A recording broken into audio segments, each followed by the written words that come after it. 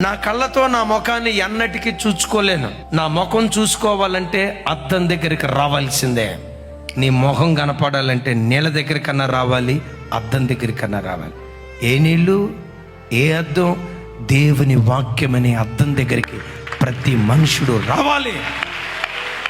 లోకంలో కొన్ని భూతత్వాలు ఉన్నాయి, ఎంత ముఖాన్ని ఎంతలో చూపిస్తాయి.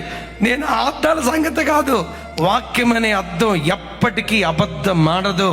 అందుకని ప్రతి దినం ఏం చేయాలో తెలుసా? వాక్యం చేత నీ నడకను దిద్దుబాటు చేసుకోవాలి, వాక్యం చేత నీ నడకను సరి చేసుకోవాలి. వాక్యం అనే అద్దం దగ్గరకు వస్తే నువ్వు గయ్యాలి దానివో మంచి దానివో, నువ్వు పవిత్రుడువో అపవిత్రుడువో, సాత్వికుడువో గర్వపు మనస్సు కలిగిన వాడివో, వాక్యం అనే అద్దం నీ అంతరంగాన్ని చూపిస్తుంది. వాక్యం అనే అద్దంలో నీ ముఖం కనపడే అంత తేటగా దేవుని వాక్యాన్ని ధ్యానించుదుగాక.